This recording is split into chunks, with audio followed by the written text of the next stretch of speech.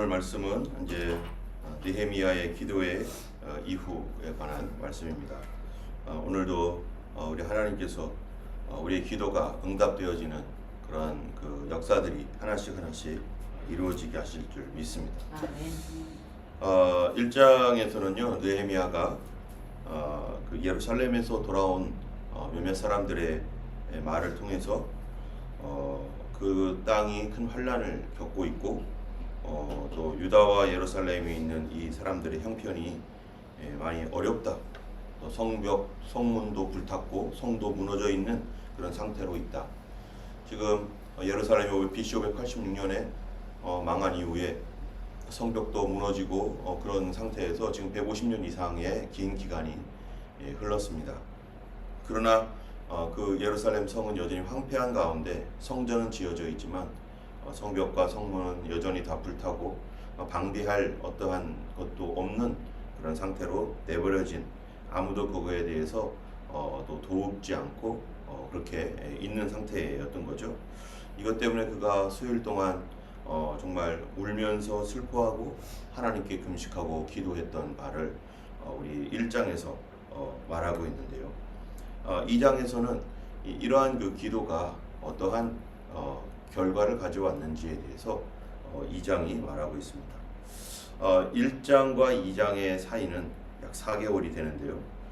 왜냐면은 1장 1절에 보니까 하갈의 아들 느헤미야의 말이라 하면서 아닥사스다 왕 제 20년 기스를 월에 내가 하면서 기스를 월에 있었다 이러고 있는데 2장에 보니까 아닥사스다 왕 제 20년 니산월 이제 니산월과 기스를 월 이렇게 되어 있습니다. 그 당시 쓰는 달력, 뭐 January, February 뭐 이런 것처럼 여기서도 기스를 월, 니산월 요 사이가 얼마 정도 되냐면은 약 4개월 정도 되는 차이입니다. 이러한 그 4개월 되는 그런 차이 동안에 느헤미야가 그 기간 동안에 뭐 한 거예요? 그 소식을 듣고 힘들어하면서 하나님 앞에 이 문제에 대하여 가지고 나가서 기도하고 있었습니다.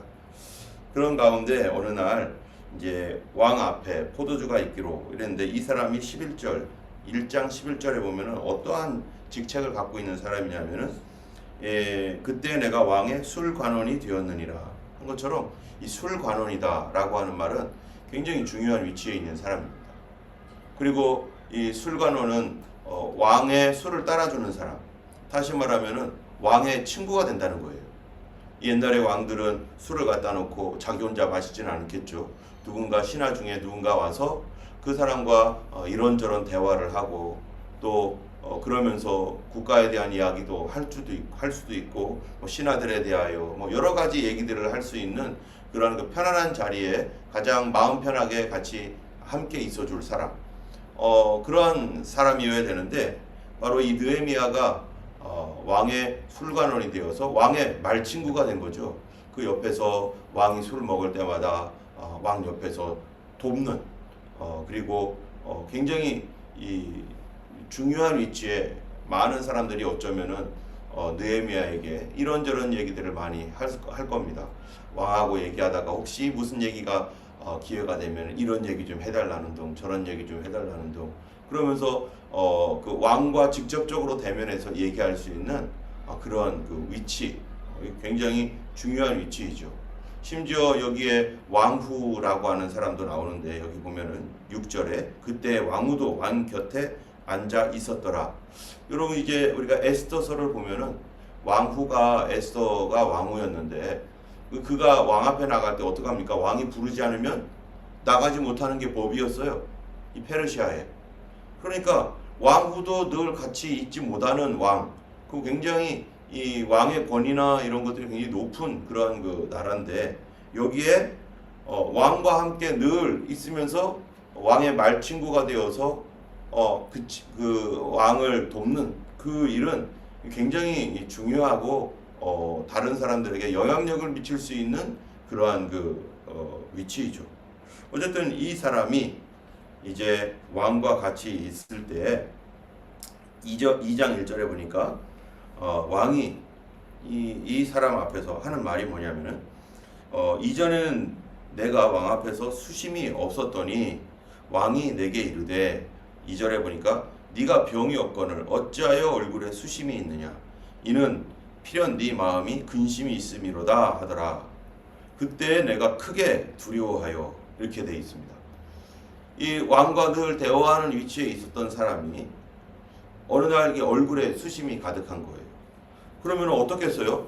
왕이 그 얼굴에 이 사람 예전에는 항상 얼굴이 즐겁고 편안하고 뭐 이렇게 항상 그 별 문제가 없이 항상 기뻐했는데 어느 날 갑자기 얼굴이 수심이 가득하고 근심 걱정이고 우리도 일주일에 한번 이렇게 성도님 보거나 또 어떨 때는 어느 날 보면 얼굴이 좀 안 좋잖아요. 안 좋으면은 무슨 일이지? 왜 얼굴이 안 좋지? 뭐 이런 그 말은 안 하더라도 오늘 얼굴 보니까 굉장히 좀 무슨 염려가 있으신 것 같은데 하면서 이런 어떤 얼굴의 그 표정이 나타나면서 그러면은 사람들이요 왜 그럴까 이렇게 궁금함을 갖잖아요. 그런데 이 나라는요 왕이 다스리고 있는 이 페르시아에 이 늘 옆에서 술을 따라주는 그 술관원의 얼굴이 근심이 있다. 여러분 이런 근심이 있다면은 이 왕이 어떻게 생각하겠어요? 네, 느헤미야 무슨 염려한 게 있구나. 너 어떤 그 걱정이 있구나라고 생각하겠습니까?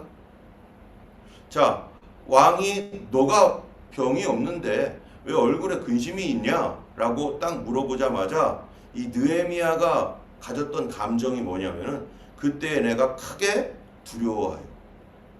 두려워했다는 거예요. 여러분 왜 두려워합니까? 왕이 이 사람의 얼굴에 근심이 있는 걸 보고 왜 무슨 문제 있어? 나한테 얘기해봐. 무슨 문제야? 라고 이렇게 분명히 물어볼 텐데 그것이 왜 근심이 크게 두려움이 대상이 되느냐? 이거는 우리 일반인들과는 완전히 다른 거죠. 왜냐하면은 그 당시에도 수많은 사람들이 왕에 대하여 대적자들이 있고 왕을 반대하는 사람들도 있고 궁정을 안 해. 또 수시로 이 옛날에 우리나라 정조 같은 경우는요 끊임없는 암살에 시도가 있었습니다.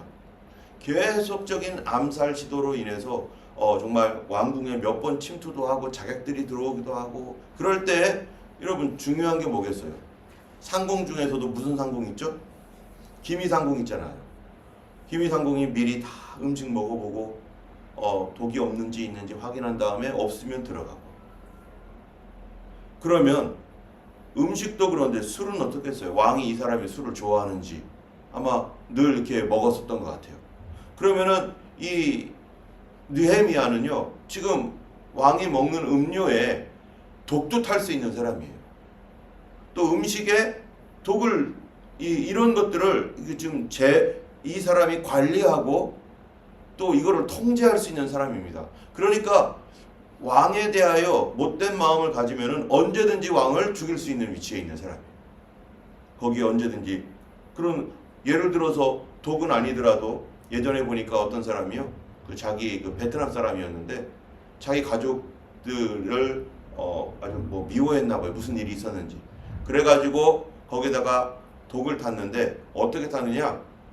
3년 동안 아주 눈꽃만큼 아주 조금씩 독을 집어넣은 거예요. 그리고 서서히 병들게 해가지고 죽였어요.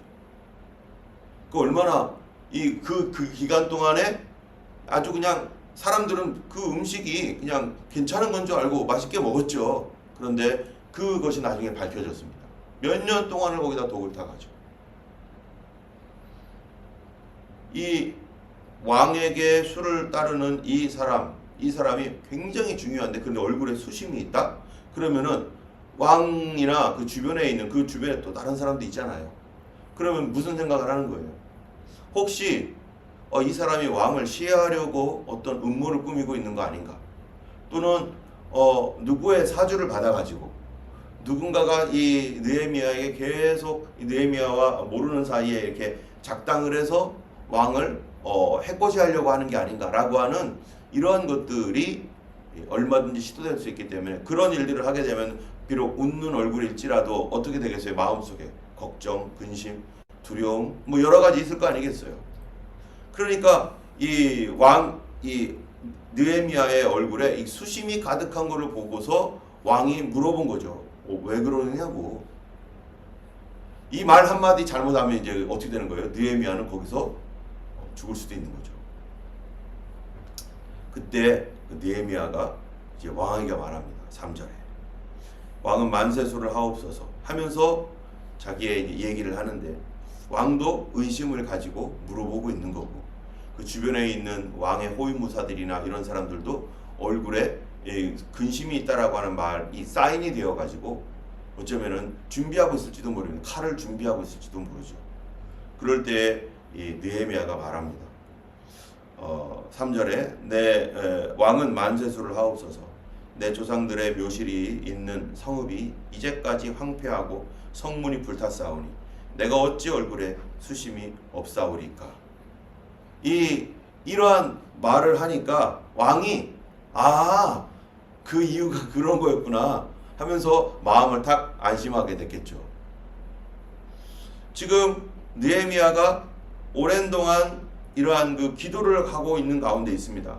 울고 수일 동안 슬퍼하면서 하나님께 금식하며 기도하고 있는 그런 가운데, 아마 금식했으니까 어떻게 금식했는지 몰라도 얼굴이 수척해졌을 수도 있고, 뭐 여러 가지 4개월 동안의 기간이 지났으니까 뭐 그렇겠죠. 이런 가운데 이제 왕이 알아보게 된 거잖아요. 느헤미야의 상태를 알아보고 왜 그러냐고 물어보고, 그래서 그 이유를 지금 설명해 주고 있는데, 그러니까 왕의 반응이 4절에 그럼 내가 무엇을 원하느냐, 내가 어떻게 해주기를 원하느냐 라고 물어봅니다. 그때 4절에 내가 곧 하늘의 하나님께 묵도하고. 지금 이 시간이 어떠한 시간이냐면은, 느헤미야가 하나님, 우리나라가 저렇게 허물어졌다고 하는데, 예루살렘 성벽이 저렇게 파괴됐다고 하는데 하나님 도와주세요.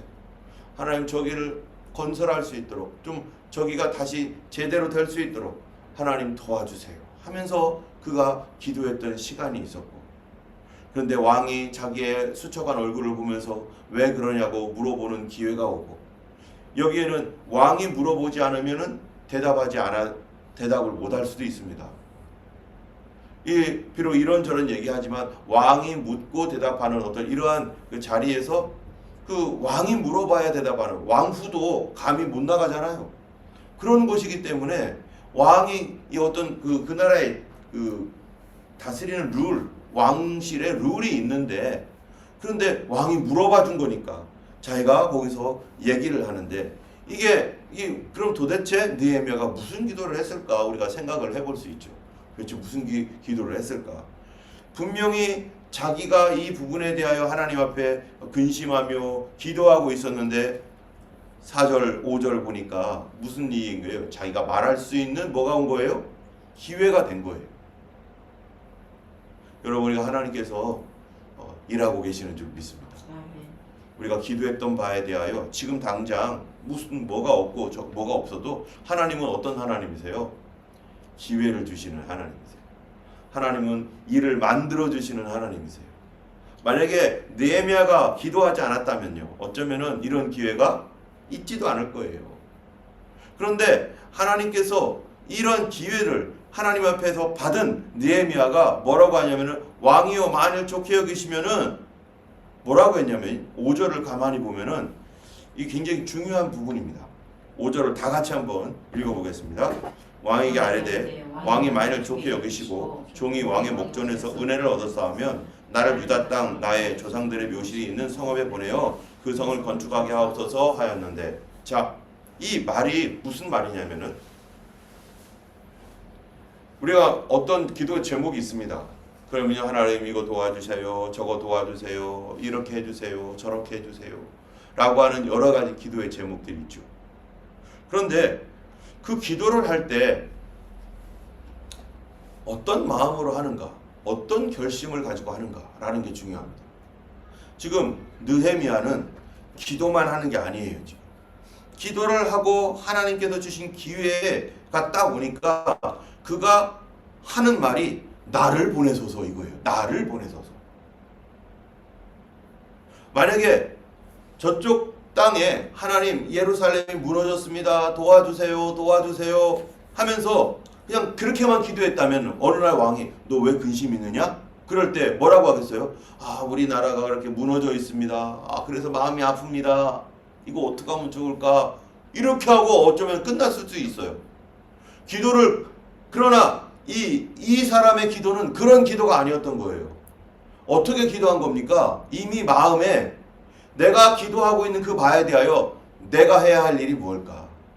나는 무엇을 할 수 있을까? 하나님 앞에 하나님이 나에게 어떤 기회를 주신 내가 기도하고 있는 거에 대하여 내가 어떠한 이 기도의 응답과 같은 무언가가 올 때 나는 뭐 할까?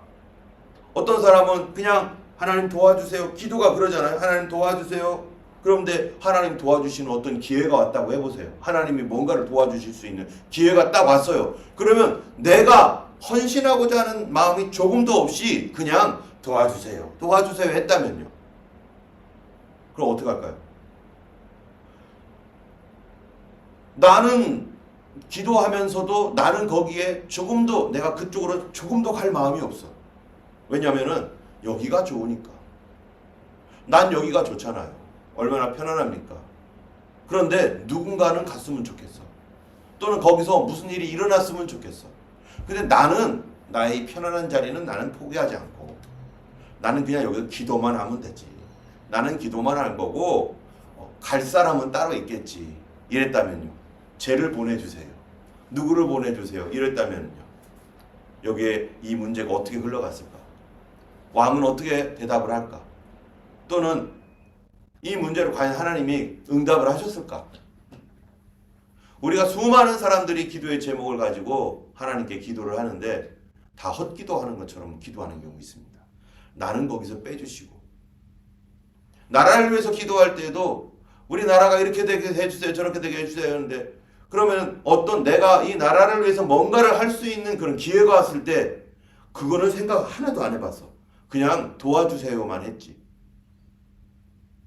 교회를 위하여 교회가 부흥되게 해주세요. 우리 교회가 잘되게 해주세요. 늘 이렇게 기도를 하는 건 당연한 성도들의 기도의 제목이겠죠. 그런데 이 어떤 교회에 어떤 여러 가지 일들과 문제가 있었을 때 하나님 뜻을 위해서 기도를 했는데 내가 그 문제에 대하여 이제 풀어질 수 있는 어떤 기회가 나에게 왔을 때 내가 헌신해야 된다는 거예요.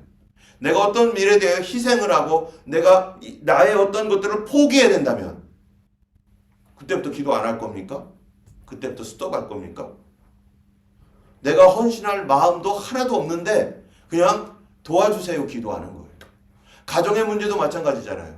우리 가정에 이런 문제 저런 문제, 남편과 아내와 자녀들과 부모님과의 어떤 관계, 형제들과의 관계, 이런 것 때문에 늘 기도하며 울며 기도합니다. 하나님 어떻게 하면 좋습니까? 회복되게 해주세요. 사랑하게 해주세요. 지켜주세요. 하는데 정말로 이 문제에 대하여 하나님께 풀 수 있는 절호의 기회가 어떤 때 왔는데 내가 마음을 안 열어.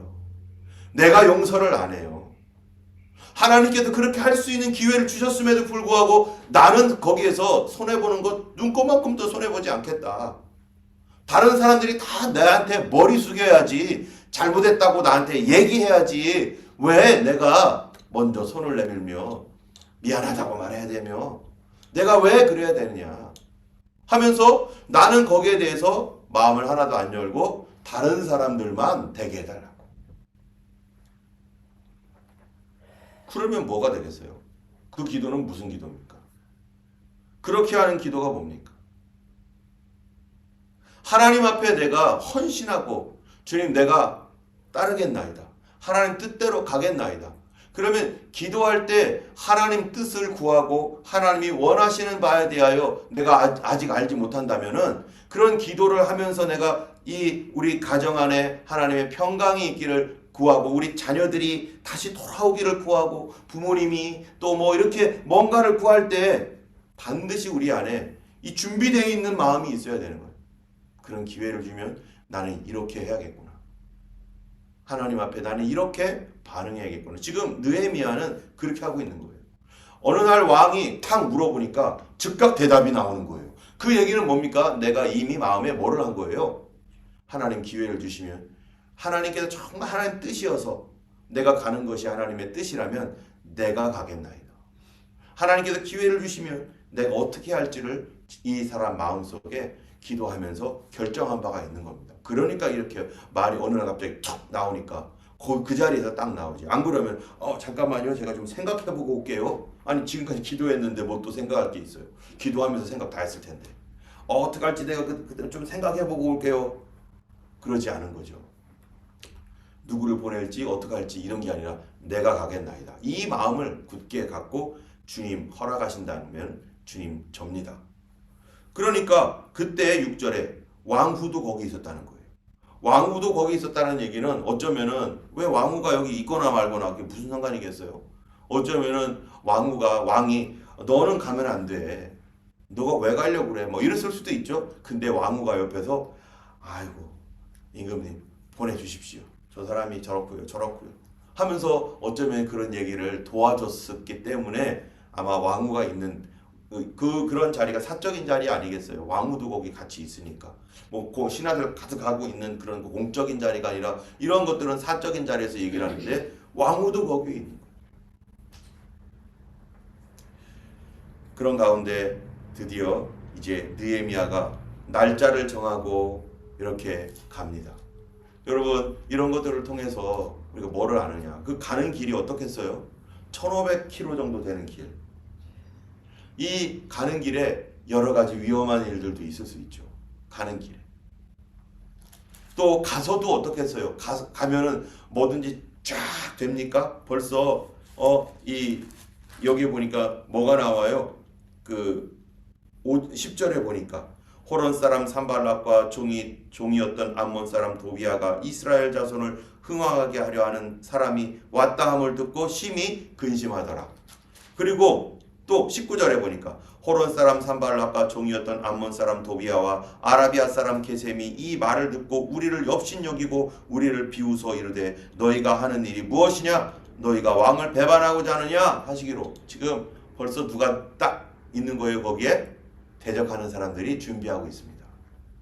반대할 작정으로 원수들이 딱 준비하고 있는 거예요. 그거 가면은 이스라엘 백성들이 막 환영해 줄 것 같아요. 느헤미야가 가면은 거기에도 다 방백들이 있고 호론 사람 산발라, 암몬 사람 도비아 이런 사람과 결탁한 사람도 있고 이스라엘 내에도 여러 가지 의견들이 다 분분하고 잘난 사람들 얼마나 많아요. 근데 여기 가가지고 성벽을 짓는 일이 어떻겠어요? 성전 짓는데 20년 걸렸는데 거기서도 안 된다고 하는 사람들도 있었고 에스라 갔었을 때도 막 그냥 반대하는 사람들도 있었고 느헤미야는 어떻겠어요? 느헤미야는 편안하게 왕궁에 있으면 별 문제 없이 그냥 자기는 그냥 행복하며 이스라엘의 사정이 어떻든 그런데 그 사람은 하나님의 그러한 그 뜨거운 마음을 갖고 그가 거기에 가서 그 백성들 죽어가는 백성들을 돕고 살리려고 그가 그 헌신을 하기로 결정한 겁니다. 여러분 예수님 어떻습니까? 우리의 죄악으로 말미암아 우리 스스로 죄 때문에 죽을 수밖에 없는 우리들을 하나님이 어떻게 보신 거예요? 불쌍히 보신 거예요. 예수님이 어떻게 보신 거예요? 우리를 불쌍히 보신 거예요. 그러면 불쌍히 봤으면 어떻게 하겠어요? 아유 불쌍해라. 아유 불쌍해 하고 등 돌리고 나는 나대로 누리면서 행복하게 그냥 아우 불쌍하긴 한데 잊어버려. 그 사람들 생각하면은 기분 나빠져. 그 사람들 생각하면은 좀 내 마음 아파서 좀 별로 안 좋아. 그냥 잊어버리고 우리는 우리끼리 즐기자. 하나님 나라 좋잖아. 하나님 나라에서 이렇게 사는 거 잊어버려. 만약에 이랬다면 불쌍한 거는 아는데 그냥 잊어버려. 그랬다면 우리는 어떻게 사는 거예요?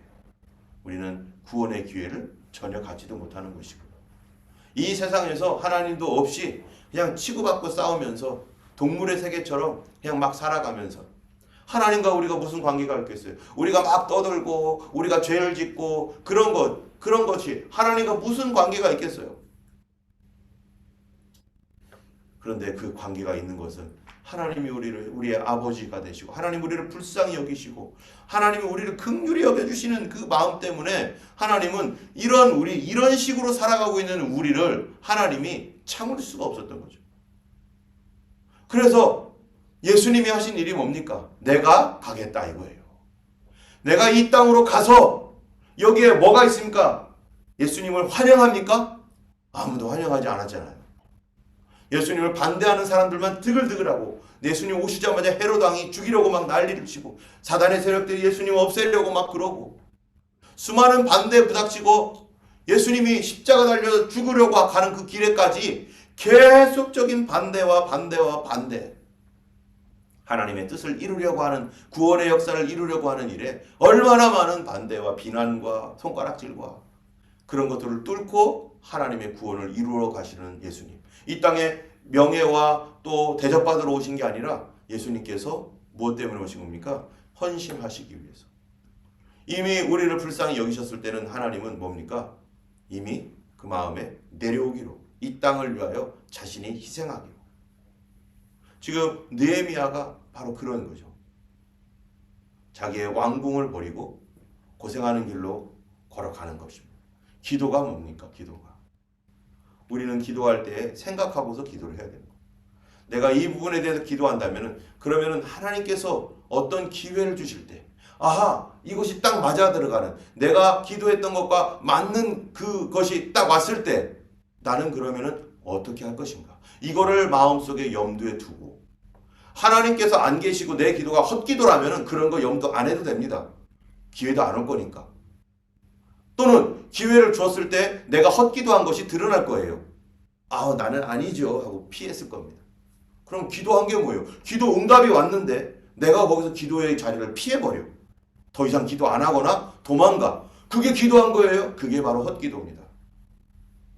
기도하는 모든 제목이 있다면, 가정을 위해 기도한다면 내가 하나님께서 기회를 주실 때 나는 어떻게 할 것인가? 교회를 위해서 기도하고 있다면, 하나님께서 이 부분에 대하여 기회를 주셨다면 나는 어떻게 할 것인가? 나라를 위하여 기도하고 있다면 하나님은 나에게 어떤 기회를 주실 때 나는 무엇을 할 것인가? 내가 무엇을 할 것인가 빠진 기도는 그건 기도가 아닌 거죠. 항상 거기에는 나는 무엇을 할 것인가? 이것이 그 안에 들어가 있어야 돼요. 이 일을 통해서 느헤미야는 정말로 자기의 그 왕궁 생활을 버리고 먼 길을 떠나서 예루살렘에 도착하고, 예루살렘에 도착해서 그 성벽이 무너져 있던 걸 다 파악하고 말도 안 해요. 예루살렘에 도착해가지고 성벽 무너진 거 다 파악한 다음에 뭐합니까? 그 마음속으로 다 계획을 합니다. 왜 계획을 하는데 그냥 계획하는 게 아니에요. 말하지 않고 계획합니다. 왜 말하지 않습니까? 벌써 대적들이 있다는 걸 알아요. 그거를 누군가에게 말하면 느헤미야의 계획이 밝혀지면 어떡하겠어요? 이런 계획을 갖고 있어? 그거 방해하려면 어떻게 해야 될까? 벌써 계획 짤 거니까. 그러니까 말도 하지 않고 빠르게 순식간에 그거를 감당하도록, 적들을 이미 알고 있기 때문에. 여러분, 우리가 우리 삶에 사단의 역사들, 그런 것들, 악한 것들이 있다라는 거 우리 기억하고 있어야 됩니다. 우리가 함부로 말하면 안 되는 거죠. 우리가 함부로 행동하면 안 되는 거예요. 때문에 하나님께서 주신 마음이 있다 할지라도 우리가 어떤 것들을 잘 준비하고 계획하고 조정하고 그렇게 해서 그런 것들을 잘 준비된 상태에서 빠르게 이렇게 움직여 갈 수 있도록 해야지, 그거를 막 여기 말하고 저기 말하고 다 대적하는 사람이 듣고 방해할 사람들이 다 방해하려고 작정하고 달려들어요. 여러분, 성벽 공사 며칠 만에 합니까? 성전은요 20년 걸렸어요. 이거 50일 만에 합니다. 굉장히 빠른 속도로 해요. 왜 그럴까요? 방해하는 자들이 준비하지 못하게, 준비할 기간도 주지 않고 빠르게 하는 것이죠. 우리가 하나님의 일을 할 때 정말로 우리 기도했다면 그 기도에 나는 어디 있는가? 나는 무엇을 할 것인가? 내가 할 위치, 나는 하나님께서 나에게 무엇을 원하실까? 이것까지 생각하면서 하나님 앞에 기도할 때 하나님 반드시 뭐라 할 겁니까? 하나님 기회를 주시고 하나님 역사하시고 하나님께서 그 일을 할 때 나와 하나님이 함께 그 일을 이루어 가시는, 그러므로 모든 일이 합력하여 선이 되고 하나님의 영광이 나타나는 그 놀라운 경험을 우리가 반드시 하게 될 줄로 믿습니다. 이 시간 우리 같이 기도하기 원합니다. 우리 오늘도 우리 함께 기도할 때 불 좀 꺼주시고요. 우리 하나님께서